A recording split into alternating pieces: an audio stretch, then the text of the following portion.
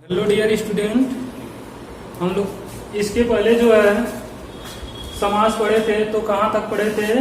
तत्पुरुष समास तक पढ़े थे। ठीक है, तो तत्पुरुष समास के जो है आज हम लोग ये पढ़ेंगे तत्पुरुष समास के भेद। तो तत्पुरुष समास के कितने भेद होते हैं? तो तत्पुरुष समास के 6 भेद होते हैं। कितने भेद होते हैं? 6 भेद होते हैं। फर्स्ट इसका दिया है कर्म, कर्म तत्पुरुष समास। ठीक है, तो इसका जब परिभाषा समझते हैं, जिसमें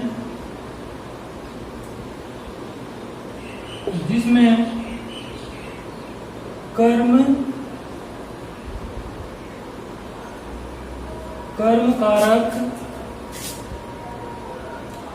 कारक की विभक्ति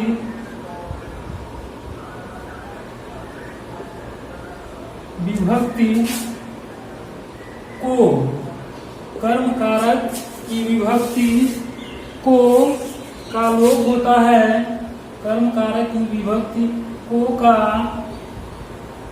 लोप होता है, उसे हम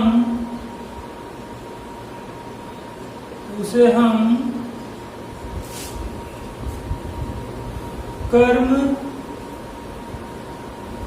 तत्पुरुष समास कहते हैं।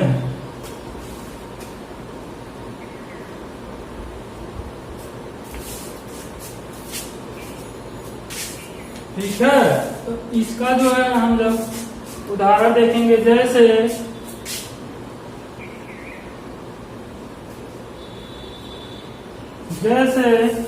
गगन को चूमने वाला, गगन को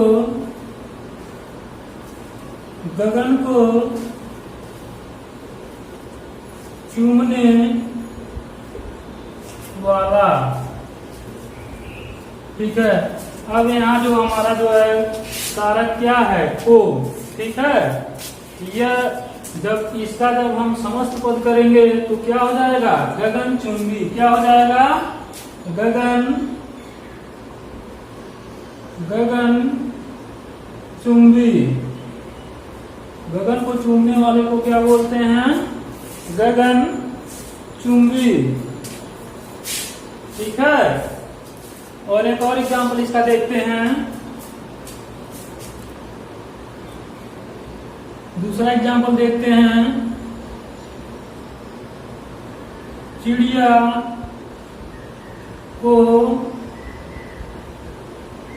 मारने वाला, चिड़िया को मारने वाला, इसको क्या बोलेंगे? चिड़िया मार। क्या बोलेंगे? चिड़िया मार।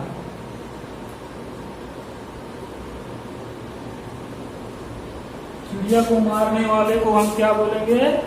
चिड़िया मार। अब इसके बाद से हमारा जो है कौन सा दूसरा जो है इसमें तत्पुरुष के जो भेद है, या तो कर्म हो गया। इसके बाद से जो दूसरा इसका आता है करण तत्पुरुष समास होता है। ठीक है, इसका जो होता है परिभाषा,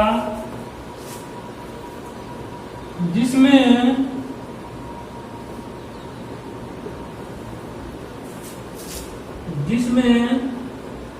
करण कारक की विभक्ति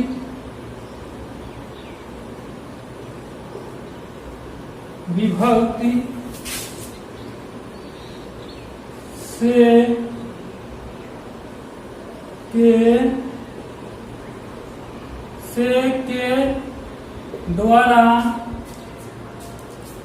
के द्वारा लोप होता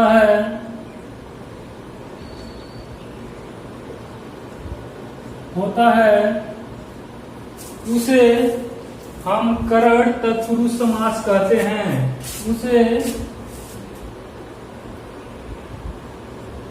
हम करण तत्पुरुष समास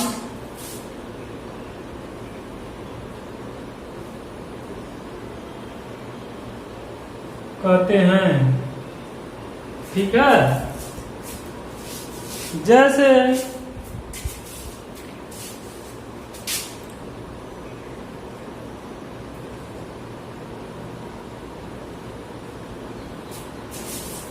से के द्वारा, यानी सूर के द्वारा रचित, सूर के द्वारा रचित। ठीक है, ये जो है विग्रह हमारा क्या है, सूर के द्वारा रचित।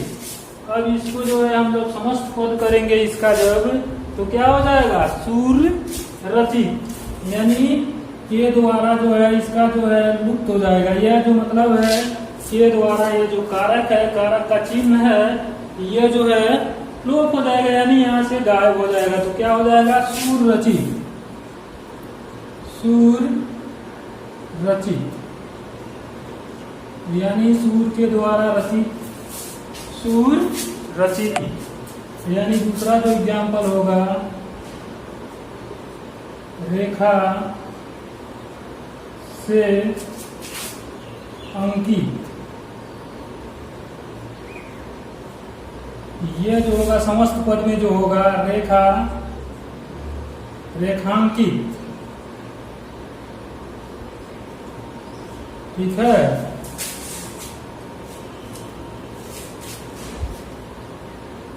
इसका जो थर्ड एग्जाम्पल होगा, करुणा से भाव, ये हो जाएगा करुणा भाव, करुणा भाव। इसके बाद से हमारा जो है फोर्थ जो आएगा, नहीं, यह यानी संप्रदान कारक, ये जो होगा संप्रदान, संप्रदान तत्पुरुष समास। ठीक है, इसका जब हम परिभाषा देखेंगे, जिसमें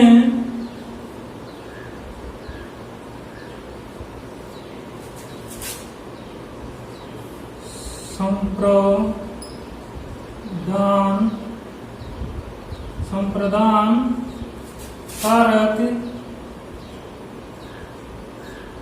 कारक की विभक्ति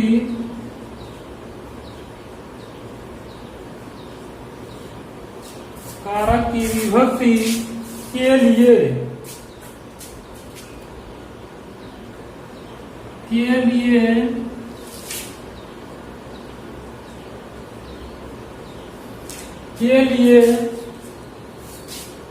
जिसमें संप्रदान कारक की विभक्ति के लिए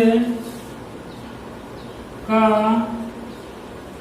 बोध होता है,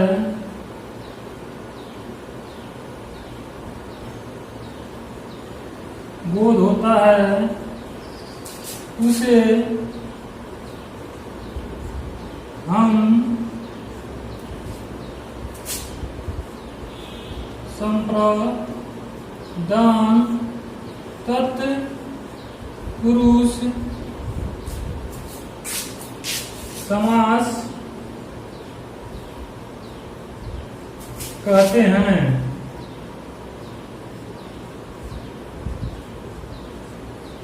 जैसे इसका एग्जाम्पल देखते हैं, जैसे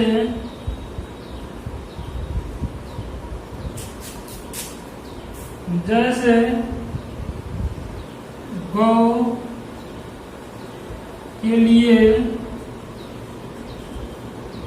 के लिए शाला, ये तो समास का विग्रह है। गौ के लिए शाला, जब इसका जो हम समस्त पद करेंगे तो क्या हो जाएगा, गौशाला। क्या हो जाएगा, गौशाला। ठीक है, ऐसे ही एक एग्जाम्पल और देखते हैं। परीक्षा के लिए भवन। परीक्षा के लिए भवन, तो क्या हो जाएगा? परीक्षा भवन। परीक्षा भवन। इसका एक एग्जाम्पल और देखते हैं। स्नान के लिए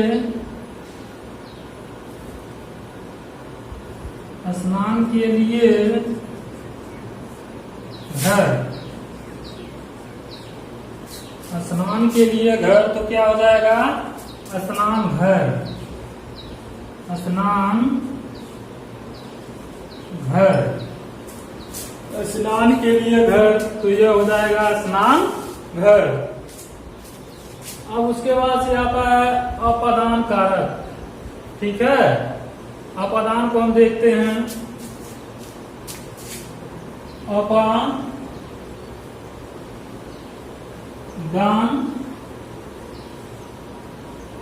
तत्पुरुष समास। अपादान तत्पुरुष समास, इसका परिभाषा देखते हैं। इसका जो कारक चिन्ह होता है से अलग होने पर, क्या होता है कारक चिन्ह इसका? से अलग होने पर, तो यह हो जाएगा जिसमें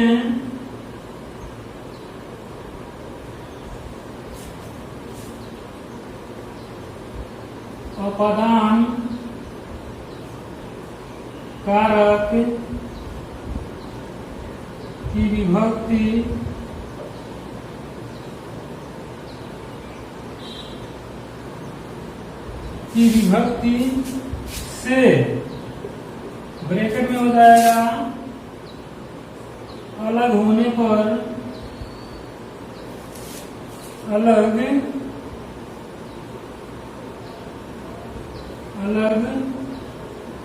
होने पर लुप्त हो जाता है। क्या हो जाता है? लुप्त हो जाता है। ठीक है, जिसमें अपादान कारक की विभक्ति से अलग होने पर लुप्त हो जाता है, उसे हम कौन सा जो है कारक बोलेंगे? अपादान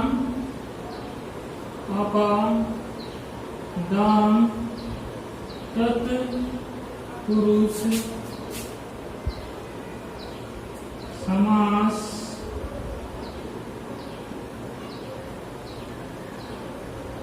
कहते हैं।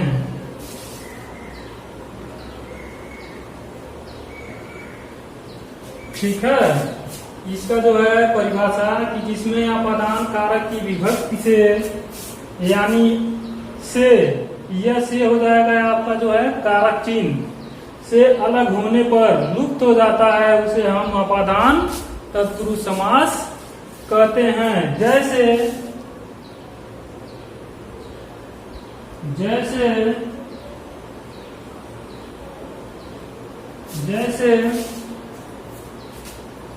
ये हो जाएगा जल से हीन। यानी इसमें जो हमारा जो कारक चिन्ह क्या है? से, यानी इसमें जो है लुप्त का मतलब होता है, क्या होता है? लुप्त का मतलब होता है गायब होना, यानी समाप्त होना। यह जो हमारा कारक चिन्ह है, जब इसका हम समस्त पद करेंगे तो यह हमारा कारक चिन्ह से, यानी यह लुप्त हो जाएगा, यानी गायब हो जाएगा। तो हमको समस्त पद में क्या मिलेगा? जलहीन। क्या मिलेगा? जलहीन। ऐसे ही इसका एक और एग्जाम्पल देखते हैं। धन से हीन। धन से हीन, इसमें भी हमारा जो है कारक चिन्ह क्या है, से। कारक चिन्ह हमारा क्या है, से। यानी जब इसका हम समस्त पद करेंगे तो यह क्या हो जाएगा, धन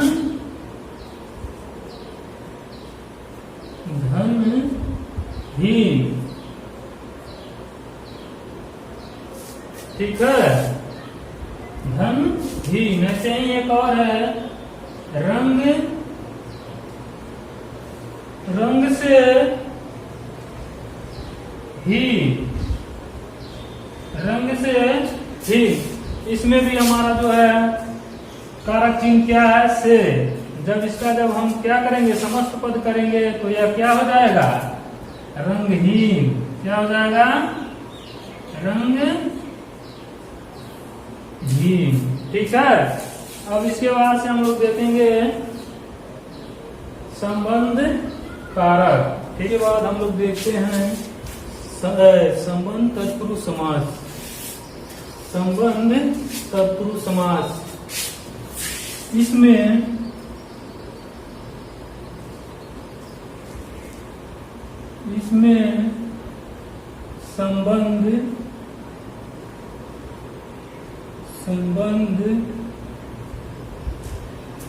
संबंध कारक की विभक्ति, संबंध कारक की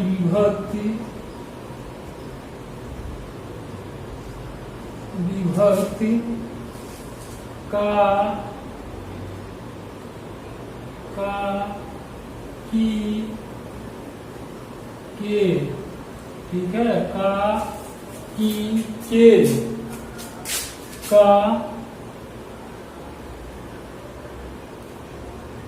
की के का बोध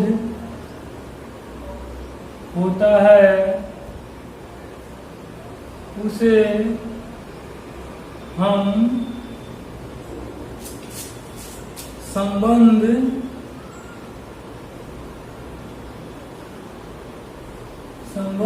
तत्पुरुष समास कहते हैं। ठीक है, इसका जब हम समस्त पद बनाते हैं तो जो हमारा कारक चिन्ह है का की के, यह क्या हो जाता है, लुप्त हो जाता है, अर्थात गायब हो जाता है। जैसे एग्जाम्पल, जैसे राजा का पुत्र, राजा का पुत्र, यहाँ जो हमारा जो कारक चिन्ह है क्या है, का है। क्या है, का। ठीक है, यह जब हम समझ, ये तो विग्रह हो गया राजा का पुत्र। जब इसका हम समस्त पद करेंगे तो ये क्या हो जाएगा, राजा पुत्र या राजपुत्र, राजपुत्र। ठीक है,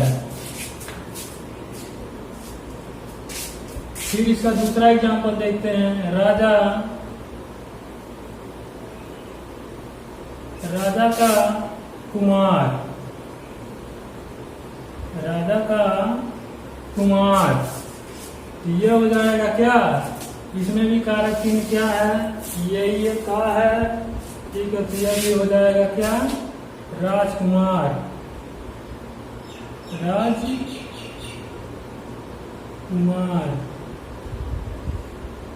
ठीक है, राजा का कुमार, राजकुमार।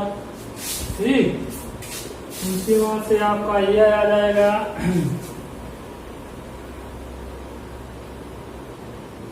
उसके बाद से आपका यह आएगा अधिकरण तत्पुरुष समास। ठीक है, इसमें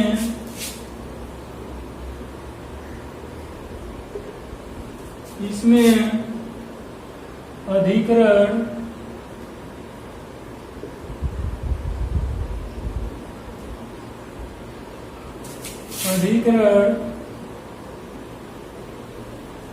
कारक की अधिकरण कारक की विभक्ति अधिकरण कारक की विभक्ति में पर लुप्त हो जाता है, लुप्त हो जाता है,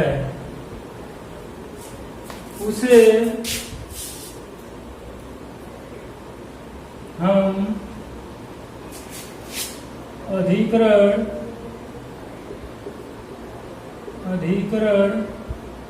तत्पुरुष समास कहते हैं।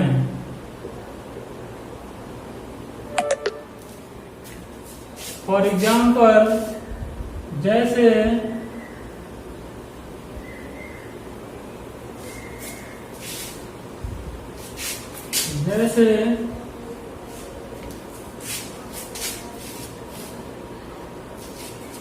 आप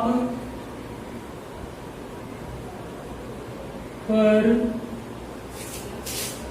बीती, आप पर बीती, यह जो है यह क्या हो जाएगा, यह कारक चिन्ह हो जाएगा। क्या हो जाएगा? कारक चिन्ह, यानी आप पर बीती। तो यहाँ क्या किया है, लुप्त हो जाता है। क्या हो जाता है? यह जो है पर, यानी पर जो है लुप्त हो जाएगा। तो यह क्या हो जाएगा? आप बीती, आप बीती।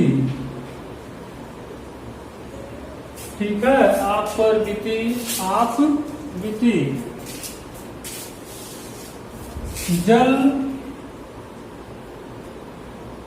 जल में मग्न, जल में मग्न, यह में क्या है, यहाँ दिया गया है कि इसमें अधिकरण कारक की विभक्ति में पर लुप्त हो जाता है, यानी में पर, इसमें दो कारक चिन्ह है, में और पर, यानी जल में मग्न, यह हो जाएगा जलमग्न। क्या हो जाएगा? जलमग्न। क्या हो जाएगा? जलमग्न। उसके बाद से हमारा जो है कौन सा कारक आता है?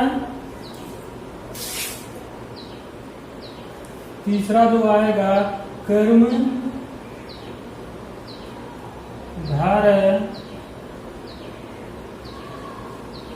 कर्मधारय समास। क्या आएगा? कर्मधारय समास। ठीक है, इसका जो परिभाषा होता है, इसमें जो है समस्त पद के सभी समस्त पद, यानी उत्तर पद जो होता है क्या प्रधान होता है, और पूर्व और उत्तर पद, ठीक है, पूर्व और उत्तर पद दोनों, यानी उपमेय उपमान अथवा क्या विशेषण विशेष से संबंध रखते हैं, उसी को हम कौन सा समास बोलते हैं? कर्मधारय समास कहते हैं। इसका परिभाषा, जिसमें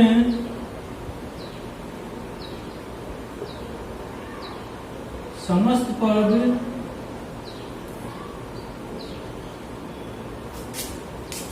समस्त पदों का उत्तर पद प्रधान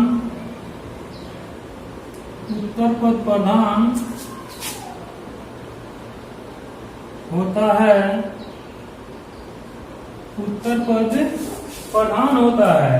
ठीक है, जिसमें समस्त पदों का उत्तर पद प्रधान होता है, अथवा पूर्व पद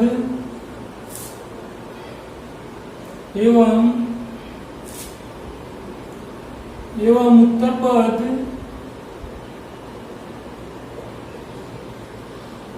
पद उपमान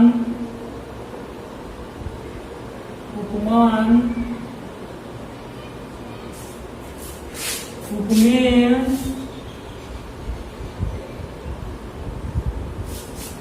या विशेषण उपमेय या विशेषण विशेष से संबंध है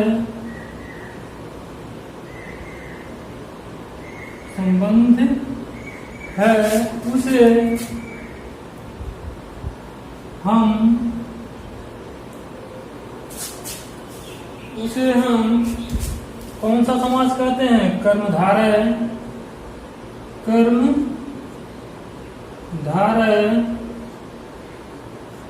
समास कहते हैं।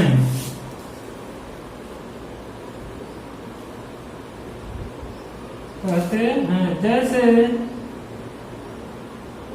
फॉर एग्जाम्पल, जैसे ठीक है, कमल के समान चरण, कमल के समान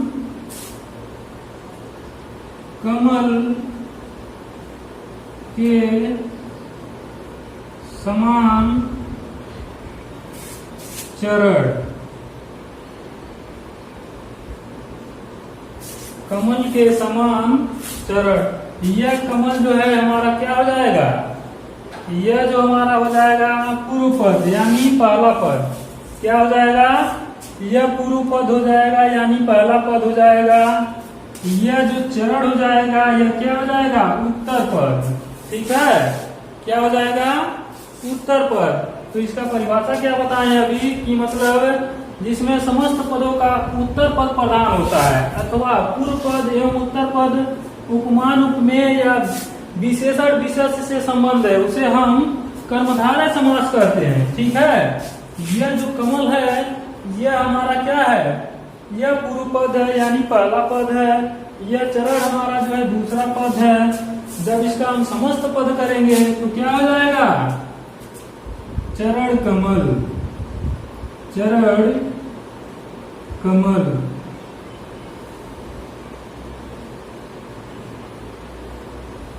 ठीक है, इसके बाद से है कमल, कमल के समान नयन, कमल के समान नयन। यह हो जाएगा क्या? कमल नयन। क्या हो जाएगा? कमल नयन। ठीक है, उसके बाद से आपका कौन सा समास आता है? यानी फोर्थ आएगा द्विगु समास। क्या आएगा? द्विगु समास। इसका परिभाषा समझते हैं। द्विगु समास का परिभाषा समझते हैं। इसमें जो होता है, इस वाले में जो होता है कि मतलब इसमें पूर्व पद जो होता है क्या होता है? प्रधान होता है। ठीक है, पूर्व पद प्रधान होता है, नहीं सॉरी, पूर्व पद जो है क्या होता है? संख्यात्मक होता है। ठीक है,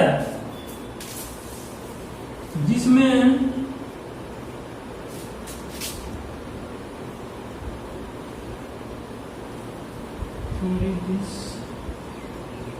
जिस समास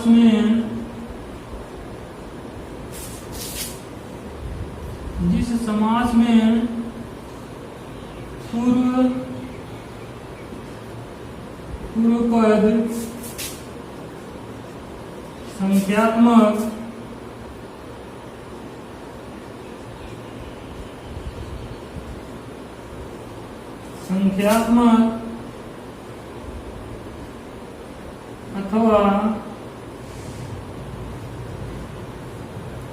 विशेषण हो उसे हम द्विगु समास कहते हैं। ठीक है,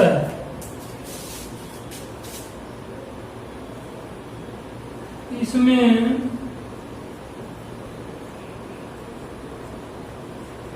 समूहों अथवा समाहार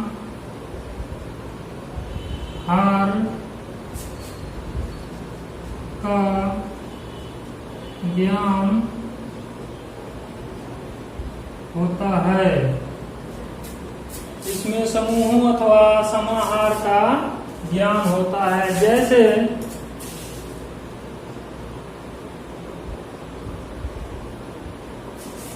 जैसे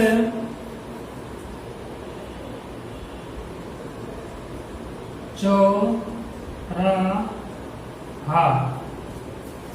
अब इसका जब हम, ये तो हो गया ये समस्त पद चौराहा, इसका जब हम विग्रह करते हैं तो क्या हो जाएगा? चार राहों का समूह। यह चार हमारा क्या हो गया? यानी पूर्व पद, यानी यहाँ चौराहा है, पूर्व पद यानी पहला पद, यह चार क्या हो गया? संख्यात्मक हुआ कि नहीं हुआ? यानी इसमें हम यह बताएं कि जिस समास में पूर्व पद संख्यात्मक अथवा विशेषण, उसे हम द्विगु समास कहते हैं। इसमें जो है समूह अथवा समाहार का ज्ञान होता है। यह जो है यह चौराहा यानी चार राहों का समूह। ठीक है, जिसको हम क्या बोलेंगे? चौराहा। वैसे ही है। और इसका उदाहरण देखते हैं, दोपहर।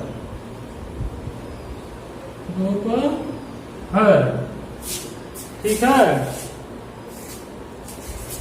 यहाँ जो हो जाएगा क्या? दो पहरों का समूह। इसी को हम क्या बोलते हैं? दोपहर। तो डियर स्टूडेंट, अब जो है हमारा 5वें नंबर पे है द्वंद्व समास। अब इसके बारे में हम लोग चर्चा करते हैं। इसका जो परिभाषा होता है, जिस समास का दोनों पद, ठीक है, दोनों पद प्रधान होते हैं, ठीक है, उन्हीं को जो है हम क्या बोलते हैं? द्वंद्व समास बोलते हैं। तथा विग्रह करने पर जो है क्या होता है? विग्रह करने पर जो है इसमें और या अथवा लगता है। ठीक है, और इसमें जो है दोनों के बीच, यानी ठीक है, पूर्व पद एवं उत्तर पद दोनों के बीच जो है योजक चिन्ह लगता है। ठीक है, जिस समास में दोनों पद प्रधान होते हैं,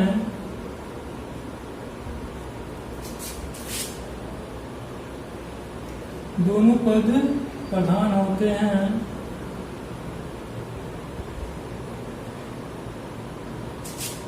उन्हीं को या उसे हम द्वंद्व समास कहते हैं।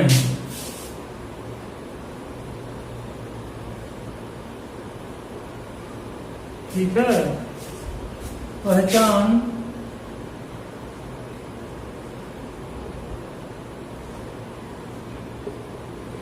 पहचान इसका है और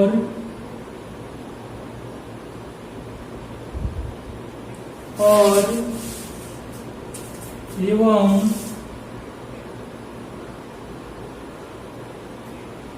या, ठीक है। और इसका जो यूज होता है, मतलब जब दोनों पदों के बीच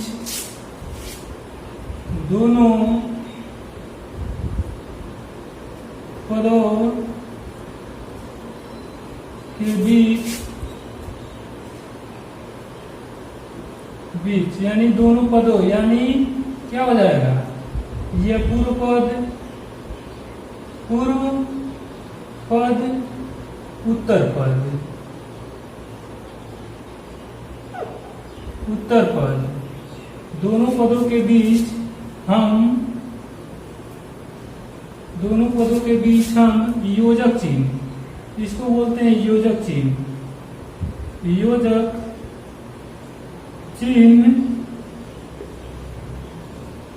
लगाते हैं।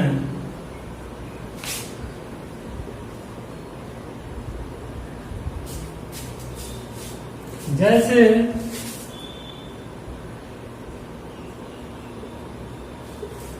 माता और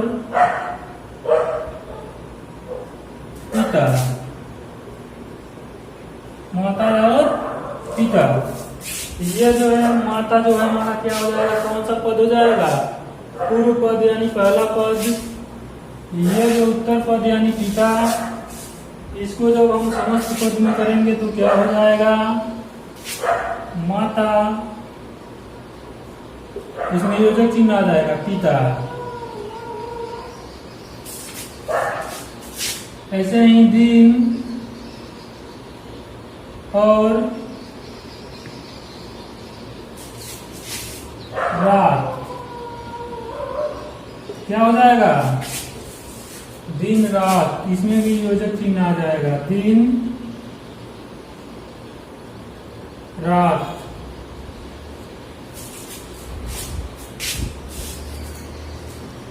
ऐसे ही नदी और नाले, यह भी पद प्रधान है, ये भी पद प्रधान है। यहाँ दिया गया है दोनों पदों के बीच हम जो है योजक चिन्ह लगाते हैं, दोनों पदों यानी पूर्व पद उत्तर पद, इसमें जो है नदी और नाले, जब इसका जो है हम समस्त पद करेंगे तो क्या हो जाएगा, नदी योजक चिन्ह नाले। ऐसे ही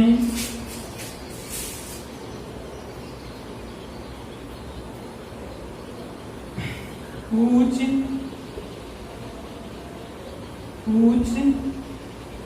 या नीच,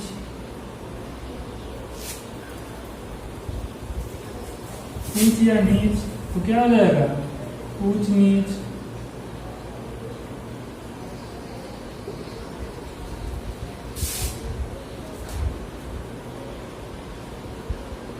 उतार या चढ़ाव,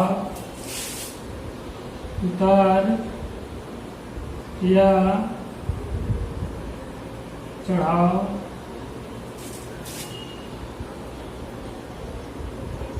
चढ़ाव, उतार चढ़ाव, उतार चढ़ाव,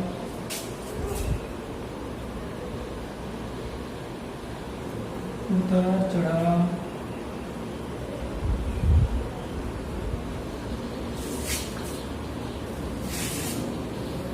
सीता और राम,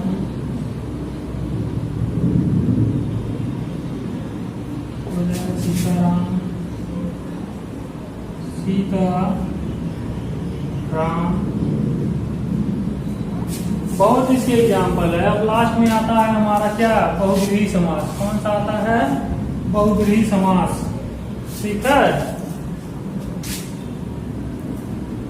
6 नंबर पे।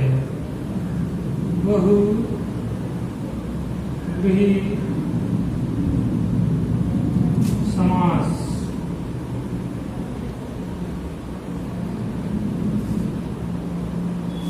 बहुव्रीहि समास, इसका जो परिभाषा होता है, ठीक है, इस समास में जो है दोनों पद यानी पहला पद और दूसरा पद यानी पूर्व पद और उत्तर पद दोनों अप्रधान होते हैं और दोनों के मेल से किसी तीसरे पद का जो है निर्माण होता है, उसी को जो है हम क्या बोलते हैं, बहुव्रीहि समास बोलते हैं। तो क्या हो जाएगा, जिस समास में दोनों पद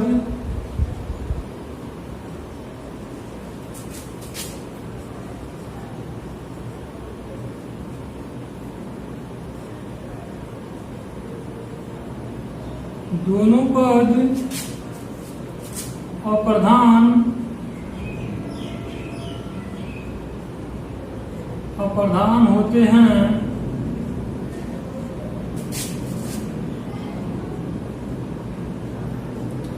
होते हैं, तथा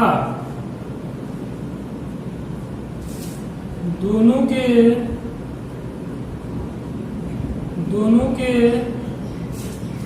मेल से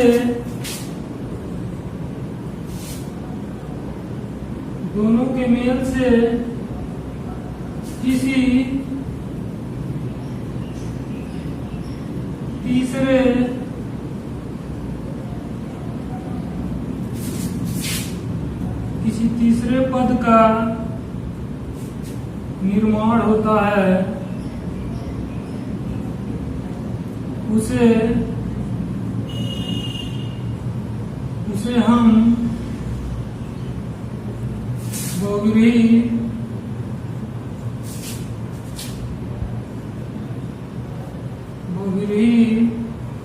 समास कहते हैं।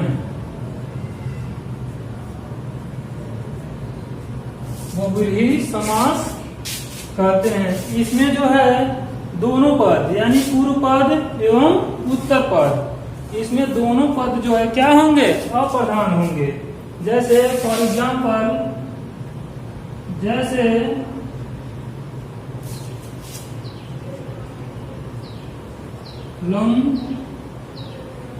लंबोदर,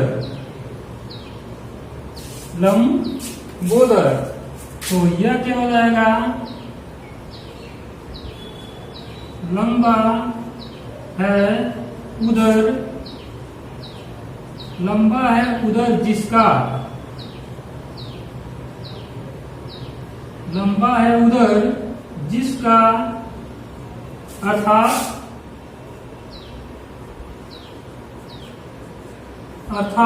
क्या हो जाएगा, लंबा है उदर जिसका अर्थात गणेश।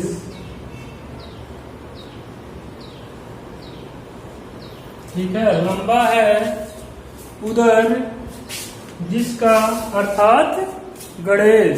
ठीक है, ऐसे ही है एक और दशानन,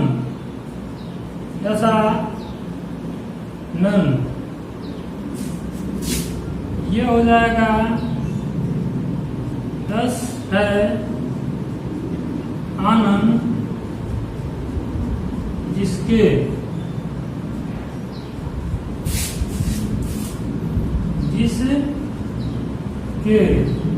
अर्थात रावण। ठीक है, यह दिया है एग्जाम्पल लंबोदर, लंबा है उधर जिसका अर्थात गणेश। इसमें जो है यह लंबोदर यानी इसमें जो है कोई तीसरा पद यानी लंबोदर, यह गणेश जो है क्या, यह उदर यानी पेट। ठीक है, लंबा है उदर यानी लंबा जो है क्या हो जाएगा, हमारा जो है क्या हो जाएगा, वह जो हो जाएगा पूर्व पद यानी पहला पद। ठीक है, लंबा उदर उधर जो है क्या हो जाएगा, इधर ये हो जाएगा उत्तर पद, ठीक है। यहाँ न ये बन रहा है लंबा या उधर, ठीक है।